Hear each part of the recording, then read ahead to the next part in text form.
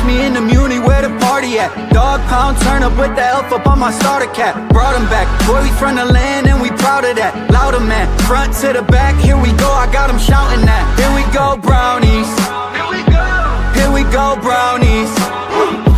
Here we go, brownies.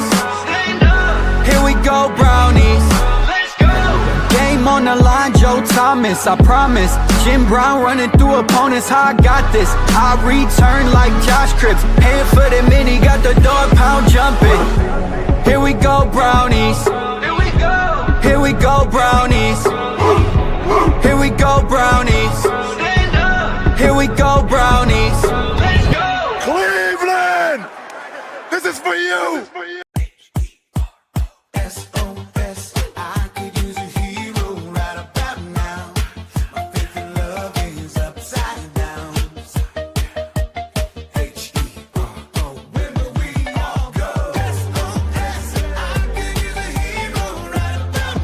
Mr. Hero's turning 60. We're proud to have served your favorite cravings for 60 years in celebrating what we do best. Thanks, Ohio. I crave a hero. Welcome in, everybody, to another episode of the Here We Go Brownies podcast. I'm Allie Ellery, coming at you live from Pensacola, Florida. Joined with me, we've got Dustin out in Cleveland. And Dustin, the year is 2012, and Phillip Rivers is a starting quarterback in the National Football League. 44 is such a young age at quarterback in the National Football League. Tom Brady has set the new standard. You can play to the age of 50, according to Tom Brady. You got a 40-year-old. Let's see, we got 40-year-old Flacco this year. We got 42. Rodgers, is he 41, 42, something like that? Yeah. Not sure, but so you got a 42, you got a 40, 41, you got a 44. I mean, the median age for a quarter of the teams in the NFL is like 40-some years old. Let's go. Crazy. That's so crazy. By the way, that just goes to show you he must still have an arm. Like, well, yeah, of course. I mean, and that's what they talked about with Drew Brees, like why he had to retire. He just lost his arm strength, right? That was the whole thing. So he's been coaching high school football. I guess he's been running the same offense that the Colts run. Yeah, so. Coaching down here in Fairhope, Alabama, just 40 minutes away from me. I didn't know that. Oh, Had really? we known that, we would have gone. But no, didn't know that. Well, Allie, they may need someone to coach the high school football team. I mean, you might. Well, I'm ready. Just sign me up. Sign me up. Well, I'll run a good offense. I'll probably just stick with like the Kubiak tree. That would probably be my offensive philosophy. That's a fun segment. We could say if we were coaches, like what would our philosophy be? We'll do that one day. Ooh, we should do that. And by the way, speaking of coaching. I guess Michigan can't help themselves from cheating on anything. What a disaster. What an absolute disaster. And a total shock. I feel for Michigan fans. I don't. I didn't sign up for this. I mean, look, obviously they're not my favorite team, but I just can't imagine. That sucks to be in a situation. Look, Dustin, you and I know this all too well, being Browns fans and having something happen to the team where it's morally compromising and you have to live with that's a good point. That's a good segue, Allie. I agree with that. That's a really good to be as a fan. It is not. Yeah. And I feel for them. We've experienced that with the Deshaun Watson trade and all that came with that. But thank you, everybody, for tuning in. We appreciate you. We've got some things to unpack tonight. We're going to obviously talk about what happened last Sunday, the loss against the Titans. I wasn't able to do a post-game show, so I want to talk about it here. We're going to look ahead to the Bears. Of course, we're going to bring David on here in just a little bit. But, Dustin, let's start with what happened against the Titans. Before we do so, I want to give a quick shout-out to our good friend, where's she at? Crystal John Tony over at EXP Realty. If you're buying or selling real estate, you've got a couple of questions, you can give her a call. She can help you, point you in the right direction, 216-215-6663, or email at johntonysells@gmail.com. Let's talk about it. Shedeur Sanders had a great game. It was over 300 yards passing, 3 touchdowns, very good football. Unfortunately, the Browns weren't able to come away with a win, despite basically all of our keys to a victory being checked off. Right. Just go the keys to a victory don't mean much in the National Football League. You just have to. I mean, anything can happen any given Sunday. Let's talk about it. Your viewpoint of what happened on Sunday. Yeah, I was there. I got to witness it. the defense, the defense gave up a lot of yardage on the run. And we know if you can't stop the run in the national, usually probably a disaster waiting to happen. But I got to, and we'll get into, we're going to unpack this a little bit about Shedeur Sanders, but the fact that he is getting the ball down the field vertically, his patience, pinpoint, it looks like an effortless ball being thrown, 364 yards, 3 touchdowns, 1 rushing. He's doing it with his legs, his arm, and he's the first quarterback since 1950 for the Cleveland Browns to pull off something like this. The first one to do something like this since Aaron Rodgers and Tom Brady and some other guys. I mean, he's being mentioned in some prayer company. I get it. Pump the brakes a little bit. It's the Tennessee Titans. But still, he came back with 2 touchdowns late in the game, which is, by the way, what you want in a franchise quarterback, to be able to come back from behind and lead your team to victory. We'll get into the 2-point conversions while someone's got a hot hand at poker and you take them out of the game, and fold. I don't know if I'm a big fan of this, going for a 2-point and then trying to then really desperately go for a 2-point later on. But this game he just looked poised the entire football game. Like, I can't take away his confidence is getting, and we talked about this on previous podcasts. We know where the ceiling was on Dylan Gabriel. We knew the ceiling was higher for Shedeur Sanders, right? We just knew that just based on his skill set. That is happening now. We're seeing it. He's making better decisions each and every week with the football. And I'm excited. I mean, it's going to be 13 degrees. I don't even want to think about being at that football game, but it's going to be 13 degrees in Chicago this weekend.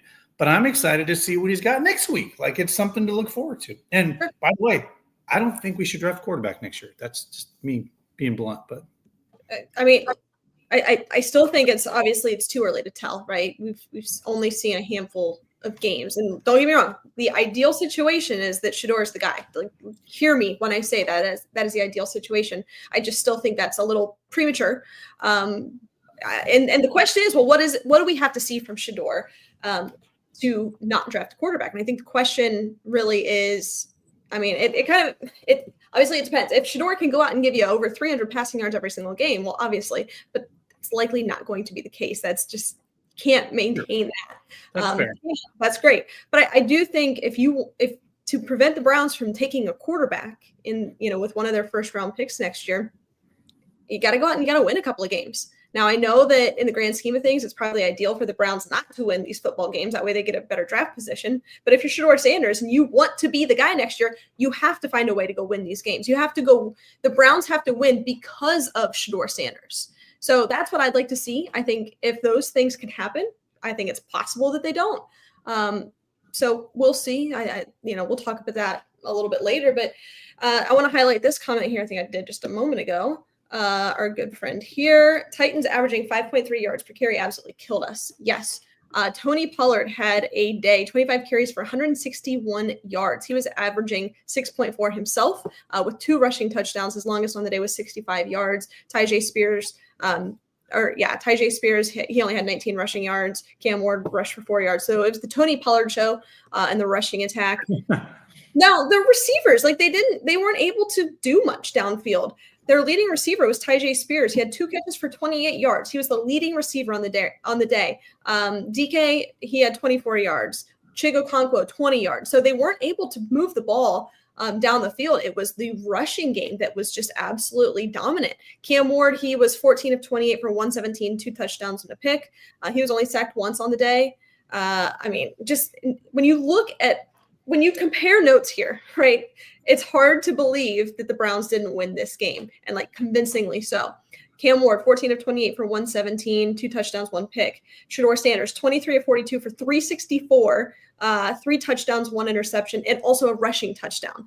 It is just crazy to think that the Browns didn't come away with a win in that. But Tony Pollard, he was the reason. And of course, also special teams. We go back to special teams and the woes on that front, and the defense not having the day that they normally do. That's the reason. We talk about how this team can't win because of the offense. Well, the offense was enough. The offense was enough in this one. Well, we scored 29 points. Think about that. We almost scored 30 points in this football game, Yeah, that's crazy. It's crazy. It was obviously unfortunate. but at the same time, you come away with that like, okay, well, some good things still happened, right? Shador Sanders was great. He had, I think the longest pass in the past like 2 months for the Browns. It's been refreshing to see. I will say that. I will tell you the things that were problemsome, like he pointed out in the Ravens after the Ravens loss. I think it was the first time I'd thrown to Jerry Jeudy all year, right? Well, 3 games later, here we are, right? And he found Jerry Jeudy in stride downfield, right? In a perfect position into the end zone, that pinpoint pass to David Njoku where only David Njoku would be able to catch it. And, and then smart enough to know the defense has given him the middle of the field to run in for a touchdown. Those are all things that are progressions with a quarterback that's getting better and better, right? And I think that's where, for me, I don't think it's too early to not draft a quarterback next year. I know some mock drafts now have us taking Carnell Tate now. If he continues to progress at this, and I don't see why he won't. Now, he needs to probably win a game or two down the stretch, but at the end of the game, but if he's getting better and better and 250, 300 yards a game, well, yeah, then you have your answer, and you absolutely have to see what you have in this guy, right? You have to, especially as a 5th round pick. And then you take the best receiver or tackle available in the 1st round. Awesome. Sign me up for that all day. That is the best case scenario. Yeah. And by the way, trade down if somebody's greedy and needy for a quarterback and stockpile picks, because here's the thing. If he does hit and we sign him on a 5th round rookie deal, do you know what kind of talent you can put around him for the next 3 or 4 years? You're sitting in a damn good spot as a franchise at that point. Listen, I think when it comes to the draft, obviously we don't know exactly how this is going to play out, where the Browns are going to sit, draft position, but let's just say for whatever reason, they are sitting at 5. They've got the number 5 overall pick. If both Fernando Mendoza and Dante Moore, assuming he comes out, both go, if or projected to, then I can absolutely see a world where they trade down. But if somebody like Fernando Mendoza or Dante Moore fall to the Browns, I could also see where they make that selection and there's a battle. I mean, let's go to the whole Shador Sanders experience so far has been in comparison to that of Brock Purdy, who, we know that the 49ers gave up several 1st round picks to select Trey Lance, didn't work out. And then they draft Brock Purdy. He's the guy. So he had like 6 games or so to kind of prove himself where they were going to take a quarterback. They went with Brock Purdy, but that next season, he still had to compete for that job. It was still a battle and he won it. So I wouldn't be surprised that if that is the case and they're in a position to get a guy that just falls to him or falls to them, kind of like Shador did, maybe they pull the trigger on that and there's a competition and hopefully one of those guys is it. But I'm in total agreement with you. Like the progression is awesome. The ceiling is high. Hopes are high. I think it's possible that Shador Sanders can be the guy. I'm excited to see more. But also just a really unique situation going into this next draft with 2 1st round picks. So I think I'm very glad that Kevin Stefanski has named him the starter for the remainder of the season. That's refreshing and going to, have all of those reps. We're in a good spot. Even Browns are not where we want them to be. Good spot to be able to see what you have in this guy going into a very, very, very critical upcoming draft. Yeah, we'll have between 10. I know we have 10, probably more picks by the time Barry drafts. But yeah, you want a guy like this to hit because, man, now you can go get him some talent, some protection, and all those things that you want that you can build around. Because here's the thing. We've already given him pieces. Fannon's amazing.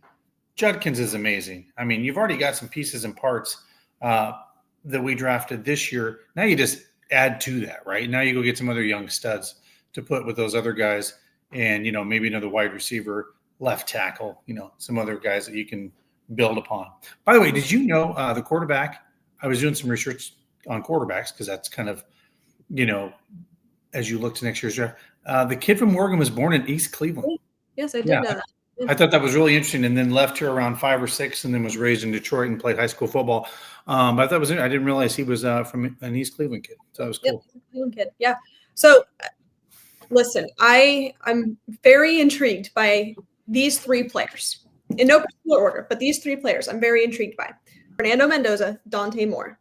I think right now the question is, well, where do you value all of them in comparison of each other? But that is very premature, right? We don't even know the draft standing, so we're not even going to get into that. But, all eyes on those guys, and kind of throwing Shedeur into that mix as well, because we've got a couple of college football games ahead of us that we can still see some tape on Mendoza and Dante Moore. Mm-hmm. It's possible Dante Moore goes back to college, but assuming that he comes out in this hypothetical here, you've got some games to watch on Mendoza. You got some games to watch on Dante Moore. Obviously, we've got some games to watch on Shedeur Sanders. All eyes on those guys. I'm very excited about it, and I agree that being able to stockpile picks, talent, and then you get your quarterback in the 5th round. That is the best case scenario. Oh my goodness, sign me up for that all day. And you're able especially a team that's strapped at the quarterback position salary wise right now. I mean, that is like almost being given a gift, right? Because if you do draft a quarterback next year, top 5, top 10, whatever that looks like, you're going to have to pay him still a decent sized contract because he is that first round coveted top 10 pick. Man, you've got, what is it, $3.5 million for, I don't know what, it's not much what you're paying Shedeur Sanders, so it's kind of crazy to think. I want to highlight this. Yes, the need for the offensive line. We're going to talk about this here in just a moment. The Titans pressured Shedeur on 63% of his dropbacks. Yeah, we're going to talk about that here in a moment when we bring David on. And I know that was kind of the topic of conversation last week about just the continued question marks with this offensive line and continued struggles. And obviously you can't do anything with any quarterback decent, above average offensive line, or even average offensive line. So we're gonna bring David on here in just a moment. Real quick, want to tell you about our friends over at Stadium Mustard, guys. If you don't have Stadium Mustard in your kitchen this season, you are doing it wrong. The iconic brand, the iconic taste, beloved from ballparks to backyards and everywhere in between. Stadium Mustard is a smooth brown mustard rich in both taste and tradition. It is loved by millions. Be sure to head on over to stadiummustard.com to shop now. Dustin, tell our listeners about Greater Cleveland Aquarium. Yeah, guys, if you haven't been to Greater Cleveland Aquarium, check them out. They're in downtown Cleveland, right on the Cuyahoga River. As you can see, you can check out the great shark tank there, and all the amazing other exhibits of aquatic species that they have actually there. It's very cool. It's cold outside in Cleveland, gives you a great opportunity to take the kids, the grandkids, or if you're just in town looking for something to do for a couple hours when you're going to the Browns game on come go in there on a Saturday. They're open almost every day of the year. And then, by the way, go on Lady Caroline. Check out Lady Caroline. They have the New Year's Eve cruise that'll be going out. But check that out. You can go out there, enjoy a cool, awesome, and book some plans for next year. Lady Caroline, awesome ship, awesome people. Yeah. As we approach the holidays and you are wondering, hey, what in the world should I do because I can't cook? Well, you can have your event catered by City Barbecue. Best in the business. They've got award-winning sauces, sides, meats. They can cater your event. You can go into their storefront. It's wonderful. It's awesome. Let them prepare your Christmas meal. All right, let's bring David on. We're going to do the medical moment and, of course, look ahead to the Bears. So real quick, this is brought to you by our friends over at Lorella Vineyards. Here we go, Brownies Nations. We are here with Larry Lorello at Huntington Field to talk about Here We Go Brownies wine and all the other amazing wines at Lorella Vineyards. Yeah, I just want to tell all of you guys, it's harvest season right now. We just started with some of the whites, and reds will be coming in next. Stop out the winery, all the wineries out in Northeast Ohio to check out all the harvest and what we're doing out there. It's a really good time right now. Here we go, Brownies. Here we go. Here we go. Woof, woof, woof, woof. All right, let's bring him on, the husband of the program, Dr. David Ellery. Hi, David. Hello, Allie. Hey, Dustin. Yeah, David, we might as well just give you the doctor of the show the rest of this evening. You'll have about a half hour to talk about acquisitions, people leaving, you have a full show to talk about injury. So, Yeah, this is tough. We were hoping, we said last week that the list was pretty big and that we had to talk about it a lot. And we were kind of hoping that this week wouldn't be, growth upon that, but unfortunately it is, and it has been. So, if you want to jump right into it, we can. We'll get started. So, we know a number of players left the game, unfortunately, and then in terms of like what happened then. Well, we've got 2 guys placed on the IR.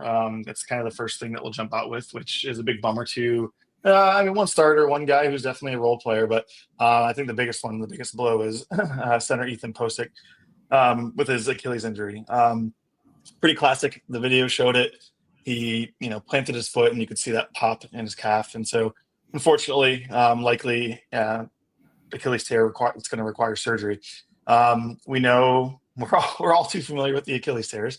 We know that people can come back from it, but certainly a little more concerning for someone who, is not a spring chicken, not in their 20s, and is, on a faltering offensive line to begin with. Doesn't bode well, I think. I mean, we'll see how he does in this, but getting an Achilles tear in December is pretty tough because you're not going to expect the guy back until November, maybe October at the earliest. And that's on kind of a pitch count or a limited snap count until he's full go if he were to be able to remain with the team and return to full healthy status. So that's obviously probably the most devastating in terms of the injury news, and something that we're really going to have to just kind of wait and see what happens with him.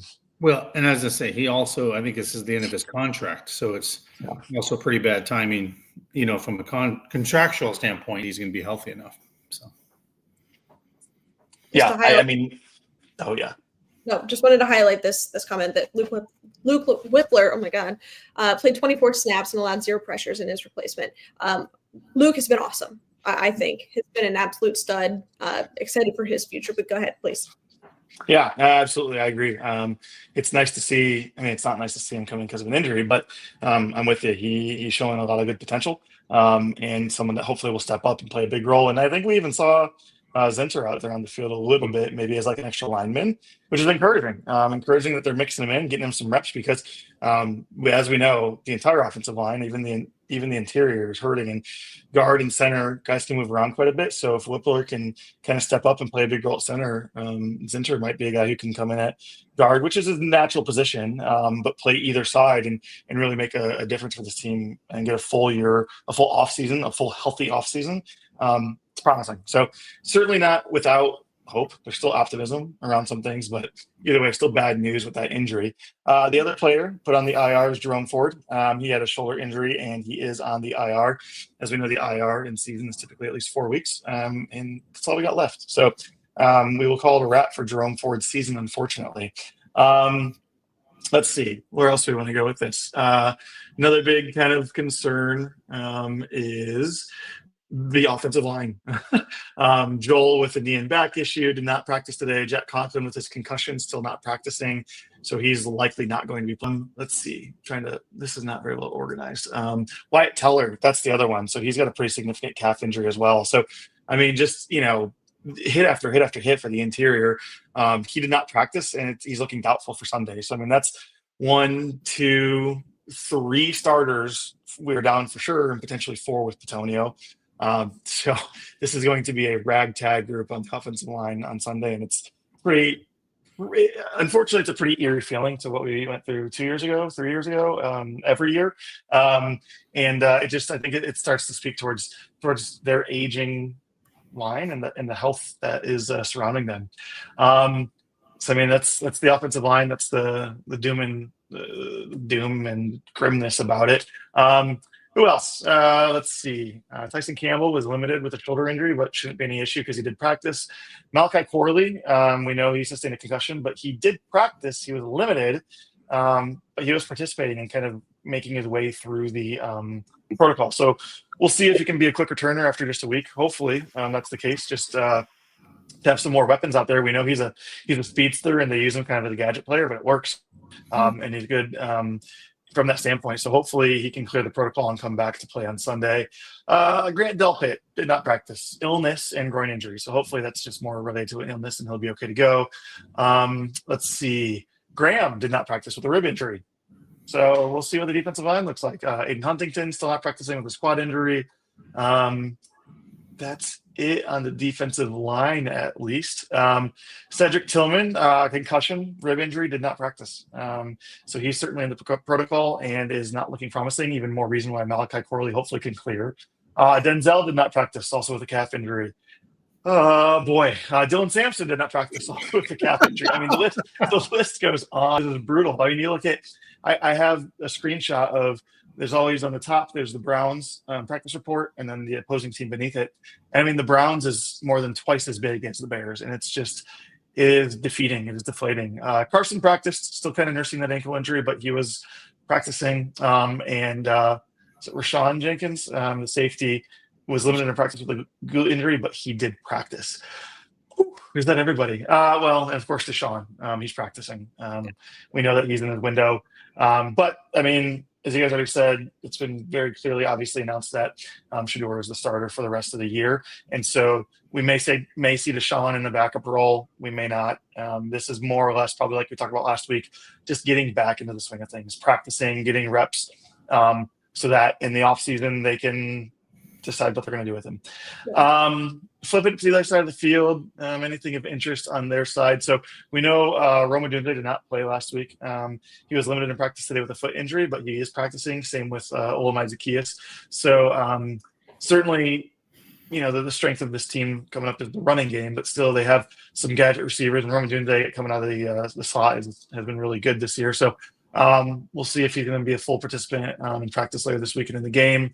And really, that's kind of it of significance for the Bears. So, what question do you got? I was just going to say it's almost like who's going to play on Sunday versus who's not going to play on Sunday. You know, and Allie, you can address this if you want, just do a sidebar. Because of those injuries, I believe we brought back a running back that was on the practice squad, as well as we signed 2 guys today, I believe, if I'm correct. I know, is it Mitchell was the running back that was on the squad earlier this year? I think he was. Put me on the spot here. Yeah. Goodness. It is Travion Williams. Williams. And then we signed a tackle, Jeremiah Myers. Yes. Yeah. Yep. And then Maurice Hurst. Yeah. Maurice Hurst was back. That's yeah. Yes. And quarterback Trey Avery. Yep. So, I mean, it's the equivalent of going out and getting Phillip Rivers. You know, you just got to find anybody who can actually put on a suit and play. Isn't that crazy? By the way, I mean, isn't that just absolutely and utterly insane? When I saw that they had signed a quarterback, or were working out a quarterback, that wasn't on my list of it was not on my bingo card that Phillip Rivers would sign with the Indianapolis Colts at 44 years old. Crazy. Neither was on my bingo card that, you know, the Michigan head coach would be fired either. So, I mean, there's a lot of bingo cards in the last week. So there's a lot of chaos right now in all of football, college and the National Football League. And I mean, it's fun. It's fun chaos. I mean, kind of, not for the whole Michigan situation. It's crazy. But I'm just going to put this out there. I'm a big non-Power 5 guy. There should not be 2 non-Power 5 schools in the college football playoffs. Sorry. I'm sorry, David. Notre Dame, absolutely. I've seen them in person. They passed the eye test. They should be in there. I mean, come on. James Madison and Tulane both in there. Come on. I'm okay with one. Get out of here. You got to win your games. You got to win your games. I mean, at the end of the day, the rankings are based upon what you've done, not what maybe you could do. Yeah. I mean, let me ask you. I know we're going to go in a rabbit hole here. David, is it time for Notre Dame to be in a conference? I mean, does that kind of solve it? I think that solves a lot of the problems, and because they're going to get boxed out. I don't know when it's going to happen, but with the conferences growing and growing, and what you've seen this season with scheduling non-conference opponents, you don't have to do it. You don't have to do it, especially if you're playing 9 conference games. So people are going to continue scheduling MAC teams and Group of 5 teams and FCS teams if you're an SEC member. And I guess, they're going to get boxed out and they're not going to have opponents to play. They're going to have 1, 2, or 3 honored rivalries, maybe.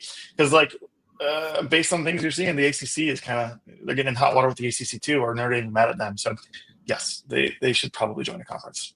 Yeah. Well, and the fact that they said we're just going to bow out, I can't imagine the people in NBC and that huge television deal were very happy about that because, as you know, Notre Dame draws a ton of audience from their fans, and for them to bow out of the bowl game was quite the statement. I was actually shocked by that. I was like, well, NBC cannot be happy today with that at all.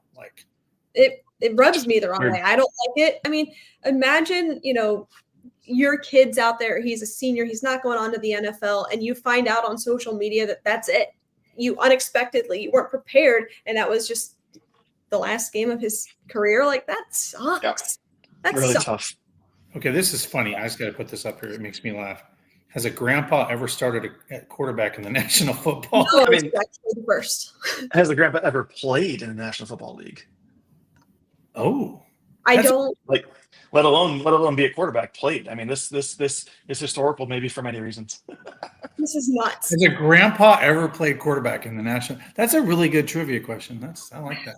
I mean, if I had to guess, probably somewhere a grandpa did, maybe like a linebacker or somebody, you know what I mean? But like quarterback, I don't know. I got you. So, in fact, Brett Favre became a grandpa while active in 2010. So, no history is being made. Leave it to Brett Favre. He was with the Vikings probably at that point, I'm assuming. He became a grandpa while he was with the Vikings. Well, no, maybe. I don't know. Nuts. Crazy. Just not what I expected to be talking about tonight, but here we are. I mean, it definitely makes for at least more conversation and interesting things to discuss. What do you think, though? I mean, David, you and I subscribe to. What is the likelihood that Philip Rivers at 44 years old can come into a pretty good Colts team, go up against the Seahawks, who are very good right now, and I'm not even saying win, but put together some kind of performance? I mean, can he get north of 200 yards? Like realistically? I guess that's the thing. Like, is he going to play Sunday? Have they announced yet if he is going to be a starter? Or is he actually on the team yet? Yeah, he is. He is on the team, but they have not announced if he'll be the starter because Riley Leonard is still questionable. Yeah, they. Right. So I mean, they announced him at the press conference today, but I don't think they've announced the starter yet. No. In the scenario where he actually does play this weekend, I mean, we know he's got a cannon. We know he always has. He's a big passer, and so as long as he can get some receivers with some wheels and they can get open and get past, like I could easily see it being just kind of a emotional, shocking kind of like, here we go, Philip Rivers is back sort of thing. Now, is he going to go 4-0? I think that's a challenge. I mean, they're at Seattle, they got San Francisco, they got Jacksonville, and they're at Houston. I mean, they end the season with 2 mega divisional games. Like this is awesome. Like, get your popcorn ready. This is fantastic watching. And I'm with you. I mean, we saw what Joe Flacco did for the Browns coming out of retirement. And so it's not crazy to think that this could happen, because I guarantee you, as he's coaching down in Fairhope, Alabama, 40 minutes away, like you said earlier, that he's working out. He's staying fit. You know, he's throwing bombs to those kids before and after practice. Like, why wouldn't you? That'd be a ton of fun. So we know he has the mental capability for it, and it's just, will his body hold up? I don't know. I'm excited.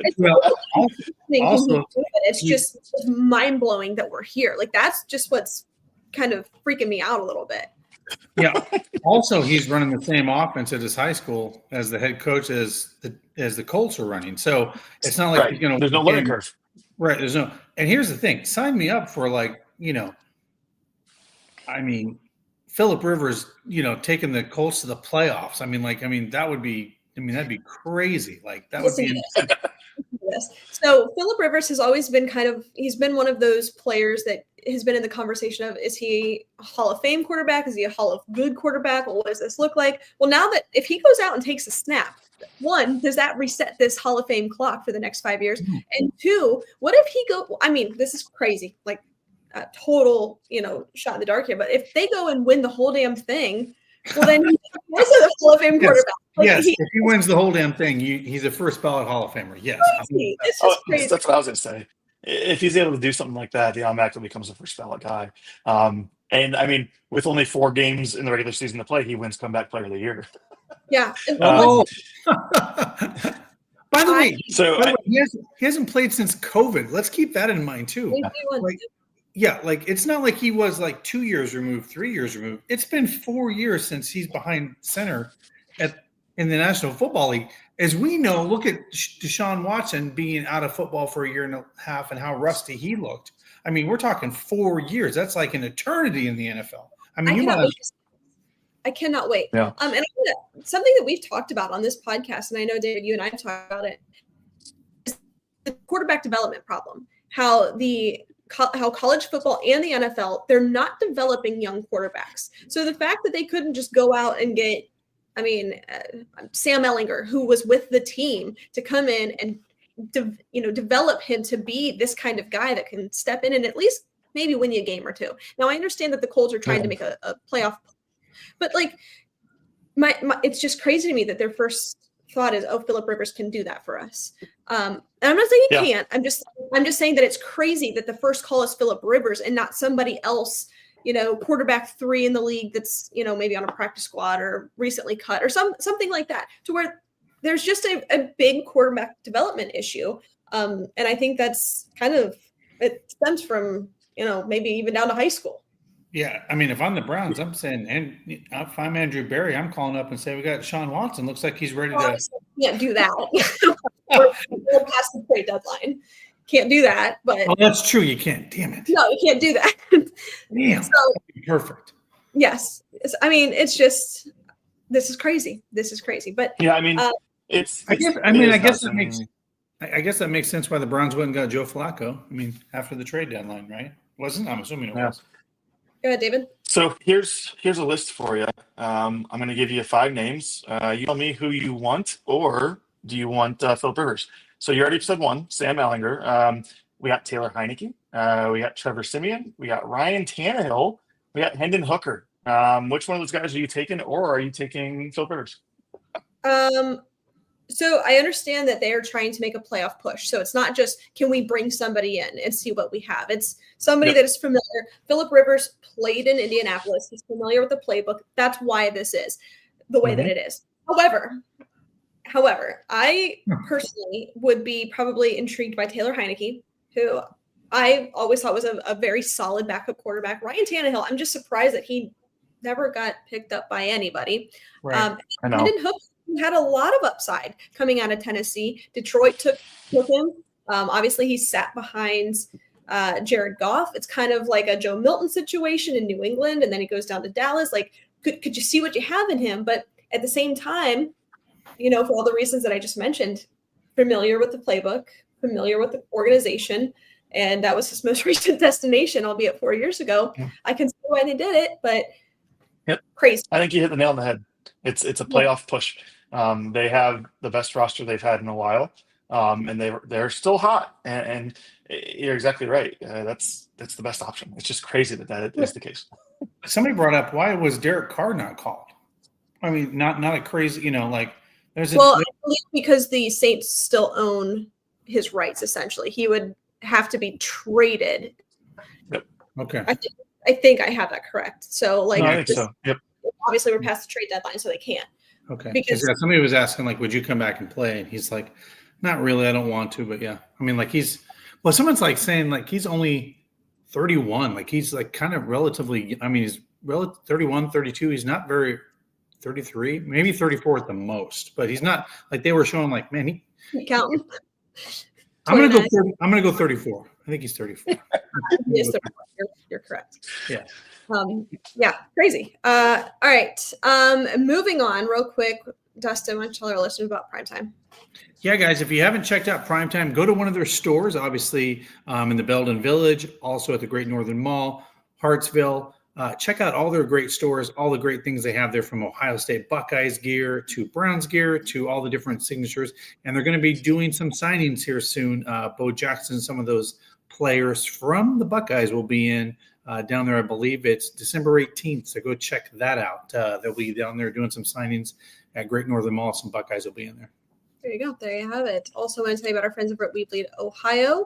As we go into the holiday season, you're looking for some gifts. They can do basketball, baseball, football designs. Of course, you can get your official Here We Go Brownies podcast hat, t-shirt, sweatshirt, all of that stuff. So please be sure to check them out over at We Bleed Ohio Apparel. All right, let's do some keys to a victory. As we know, none of this matters because even if they basically do all of these things, they can still lose, as we saw on Sunday against the Titans. But nonetheless, we host a Browns podcast, so we're going to do it anyways.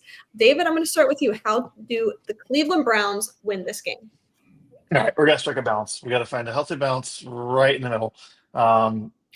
We saw Shador throwing 350 yards. It does not matter when the opposing team rushes for almost or over 200. So, additionally, Quinshawn was very limited. The run game was just abysmal for the Browns on Sunday. So, my offensive key to victory is Quinshawn with at least 80 rushing yards and Shador with 200 passing yards.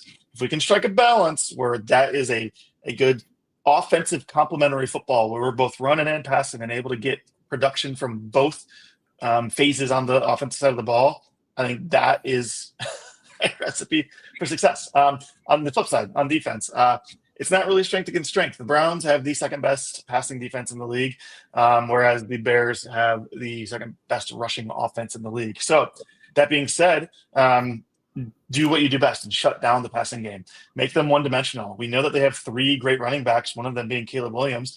But if you make them one-dimensional and force them into the middle of that offensive line, even though there's some injuries, force them into the line and what we know has been a pretty dominating, aggressive pass rush as well as just run stopping, then I think that can help. And so limiting Caleb Williams to under 150 passing yards is going to be kind of my key on the defensive side of the ball. Dustin, what do you think? So I really do think, I mean, it worries me in the sense that they are really good at running the ball, and we had a terrible week of not protecting against the run. So I think they need to keep the running game under 100 yards for the Bears. And to David's point, keep them one-dimensional and force them to run and just make them beat us on the ground because passing is not their strength. And then for the Browns, I think you need to have 2 turnovers on defense. I think if you're going to be in this game, I think you have to create a couple turnovers on defense. And then third, I feel like I'm banging a drum, but every week I see a weakness at special teams. Another dropped ball that we luckily got back this week, and then another ball that was ran all the way back. I'm like, why the hell are our guys out of position on special teams? I have no idea. Week after week, it just isn't getting better. So you got to play a much cleaner game on special teams to have a chance in this game, because if not, you're going to just put yourself in a hole like you have the last 2 weeks. Yeah. For me, I mean, when we look at the rushing attack, the Browns are facing, we heard about this today, David. They're facing basically the most 8-man boxes pretty much across the National Football League. 40% or something? Yeah, I think it's north of 40%. Yeah. As a team, as a collective team, 1.1 a carry. Quinshon was averaging 1.9 a carry. Like, that is brutal. Cannot have it. So I'm not going to do an individual one for Quinshon because obviously it depends on what they're doing defensively. But as a united rushing attack for the Cleveland Browns, I'd like to see them north of 4.5 a pop. I would love to see that, because that obviously means that Shador's may be using his legs and Quinshon is able to do some things. Now, also, I would like to see, I said this last week, and I think in doing so, it opened up a lot on the field, and that was Shador Sanders with over 200 passing yards and 25 or more rushing yards. I'm going to actually keep that as a key to a victory for this game as well, for the same reasons. It opens things up offensively. It keeps his eyes down the field. And that's one thing that I'm really impressed with Shador, is his poise, his just calm as a cucumber, cool as a cucumber in the pocket. But he has the ability to extend the play, make some guys miss, do a couple of things here and there. I'd like to see him use his legs a little bit, keep his eyes downfield. Special teams has to be a net neutral or a positive. It cannot be. It's obviously sustainable for this to just constantly and consistently be a net negative. It can be negative. Just look at the last 6 weeks. That's my point. And all of them have resulted in a loss, essentially. So it has to be net neutral or positive. And I know that's pretty bland and basic, but man, you got to have it. These are fundamentals. You just have to play well in all 3 phases. It's going to be a pretty nasty game weather-wise. It's going to be cold. It's going to be just brutal. We're in December. I think the low is 5 and the high is 13. That brings me back to the Saints. Remember when it was so cold? Yeah. And listen, I know that asking for north of 4.5 a carry for the rushing attack is a lot to ask, especially with an incredibly depleted offensive line. I know what I'm asking here, but being that it is a weather game and it's just going to be cold, I'd like to be able to see this team just be able to just move the ball a little bit in the rushing attack. But, here's the thing. Like, when it's cold like that, I kind of want to have my defense kind of just, kind of go after it and be a little more aggressive in a football game like that. Because, man, you hit a guy when it's cold, the ball slippery, all those things. I kind of want the defense to be a little more aggressive in this game and take some chances and just kind of hit them in the mouth a little bit and see it's this to me is going to be a game of will. I mean, as cold as it is, I mean, like neither team is going to be happy to be out there, period. It's just going to be a miserable game to play in all phases. So, all right, there you have it. All right, did we miss anything, David, from the medical moment or anything? Totally just off topic. You guys brought it up earlier and just kind of developing. And Al, you told me this before, but it's now being reported by ESPN that Sherrell Moore has in fact been detained by police in Saline, Michigan. The report I saw was that he was breaking and entering an assistant's house, and there were reports that he was showing suicidal behavior. So this is not good. Yeah. So I don't know what the deal is, but this is a crazy day. Oh my God. Wow. That is okay. That was not on my bingo card. Holy this is insane. Look, I never thought I would say this as an Ohio State fan, but I do feel for Michigan fans. This is brutal and totally unexpected, and you just hope that everybody involved in the situation is okay. And yeah, of course. This is crazy. It's crazy. I mean, we don't know all the details, but I mean, there's speculation that this has been known for over a month, but it was being kind of swept under the rug, and then they waited until after signing day. There's so many levels to this. So yeah, you feel for the fans, you feel for the students, the athletes. Like this is turning out to be kind of a grim day, and it's tough. Yeah, that's crazy. That is crazy. Yeah. Yeah, you're right, David. It's all over ESPN. Yep. Please. Wow. All right. Well, thanks for joining us, David. David, thanks for the breaking news. Oh God. Yeah, happy to be here as always. I love it. Goodness. All right, David. Thanks for joining us. We appreciate it. Go Browns. Go Browns. Go Browns. That is something. Wow. That is crazy.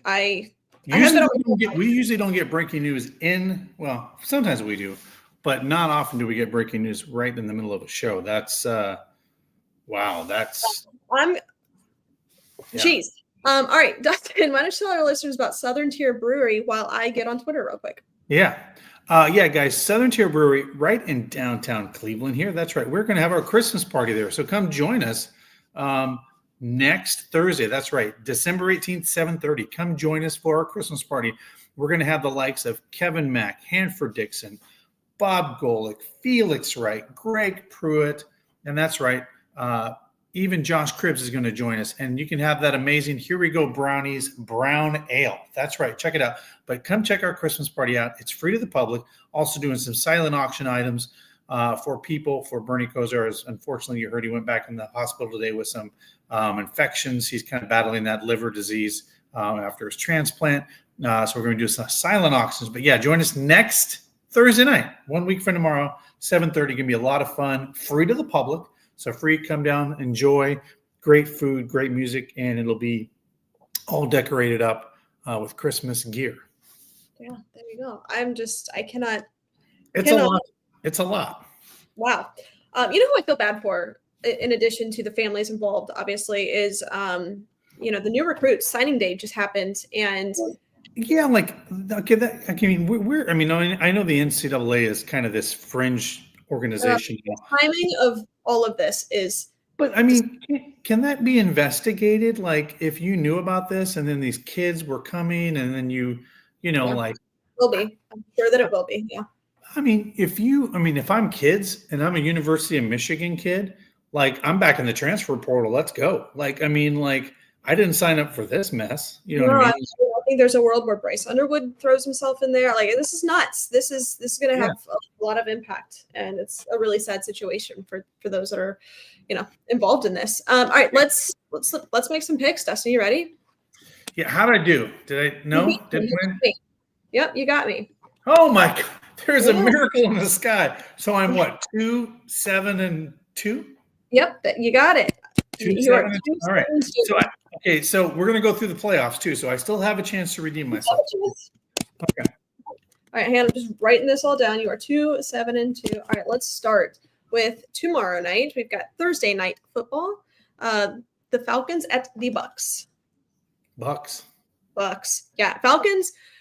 By the way, I saw the Bucks got a lot of guys coming back off injury reserve, so they're in a good spot. So I didn't expect the Falcons to be this bad this year. Obviously, injuries clearly, but man, they've had a really rough year. Ravens at Bengals. Ooh, Bengals are a little prickly. Mm-hmm. Give me the Bengals. Actually, give me the Bengals and Joe Burrow. Let's go. Ravens are cooked. I'm taking the Bengals here. Raiders at Eagles. Eagles, they need to win desperately now. Yes. Texans, don't they have the number one defense now? Let's go. They are legit. They are very good. Chargers at Chiefs. That's going to be interesting. I think the Chiefs are kind of cooked too. They are. Chargers are a better football team right now. I said it. Yeah, give me the Chargers. All right, I am going to take the Chiefs. They desperately need a win to even have a sniff of the playoffs, which is crazy that they're not going to win their division for the first time in what feels like forever. But I'm going to go with the Chiefs here. I think they're a little desperate. Bills at Patriots. This is going to be a game. Patriots. No. Such a good game. You know what? Give me the Bills because the Bills need to win this game to have a shot at winning the division. Give me the Bills. I'm going to go with the Bills here too. They're also a little bit desperate. So I'm going to take them just because they need it a little bit more. The Jets at Jags. As much as I hate it, Jags. Jags. As I hate it. Commanders at Giants. This is tough.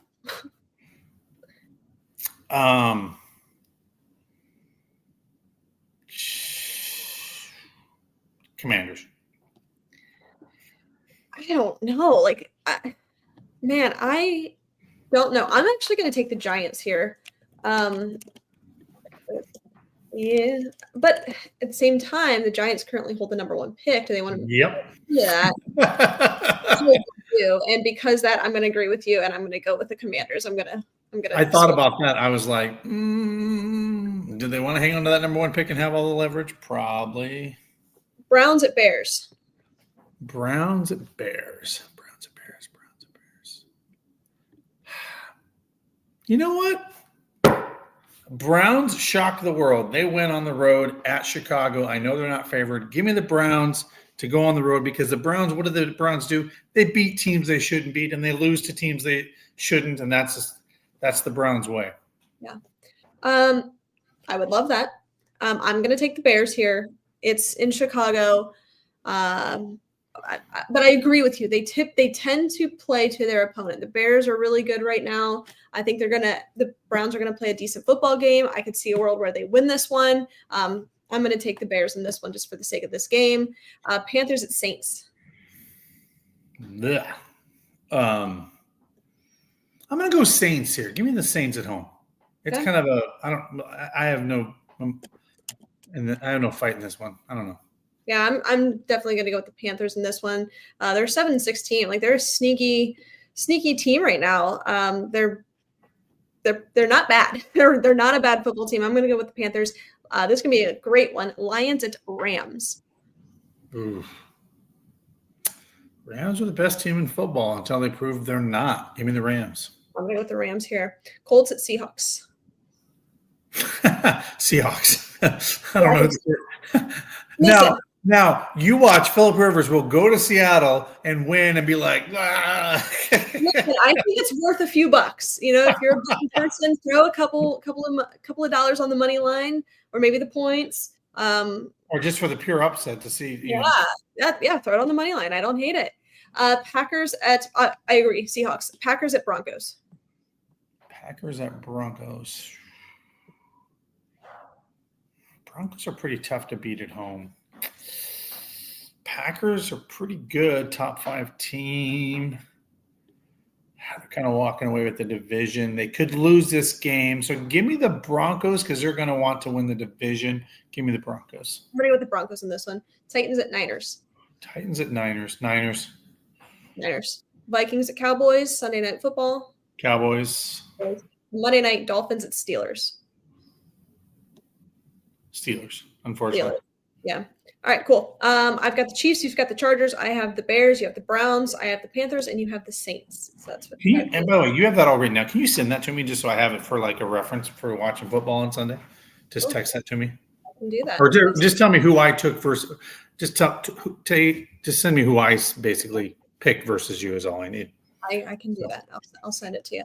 And then last but not least, before we wrap up, Dustin, why don't you tell our listeners about Lake Erie Distillery? Yeah, guys, if you haven't had the amazing dill pickle vodka, they also have, of course, the Burning River cinnamon whiskey, and of course, all the great bourbons. Check them out in Willoughby, Ohio, or pick that up at your local liquor store in Northeast Ohio, or ask for it at your local drinking establishment. There it is. It took me that long to find their logo. That's right. And then, of course, we want to give a shout out to our newest sponsor that will be joining us. That is the Original Steak and Hoagies. I had a chance to go out and try their food. It's amazing, by the way. They have smash burgers, 3 locations in Northeast Ohio. So go check them out. That's the Original Cheesesteak and Hoagies. Check them out. Listen, I do love a smash burger. Big fan. By the way, I have become a huge fan of smash burgers. I like them. I mean, they're easy to eat. You know, they're a little bit. Yeah, sometimes. Don't get me wrong. Like I like a nice burger and loaded. Throw it on there. I like it, but it's hard to eat sometimes, and it's like dripping everywhere. It's just So I know we like to have fun. Can I ask a random question? It has nothing Please. to do with sports. Yes. Because it made me laugh on your Insta. Is or is not David a bigger fan of the Jonas Brothers than Allie is? Oh, that's a good question. David, come here and answer that. If I had to guess, I think so. I'm more of a lifelong fan. I grew up listening to them. Of course, that's your generation, right? Yeah. I am just to my core. I love the Jonas Brothers, but I've gotten this guy hooked. So please answer. Is he like a Taylor Swift, like one of those, like the Jonas Brothers? Jonas Brothers. Yeah. Who's a bigger fan? Yeah, definitely Jonas Brothers. I'm new to the game. If we check my Spotify Wrapped from 2024, it was all Jonas Brothers. Mm-hmm. Oh, okay. So you're it's a new. Okay, well, if it's in your Wrapped as most listened to, that could be. I would say the past 3 years. We've seen him in a couple of years ago in Charlotte, and just he got hooked. So really, Allie has introduced David to the Jonas Brothers and made them a part of his life, basically. Yes, I have her to thank for that, along with many other things and making my life better. All Really, that's a really good exit strategy there, David. I got to give you an A+ on that. It's like, and boop. It's pretty good. All right. Anything else? We missing anything that we didn't get to? I don't think so. I think we got it all. No, let's just hope the Browns aren't the Browns this weekend and they can beat the Bears. I hope for Shador to still ball out, show us that he can be the man going forward, and a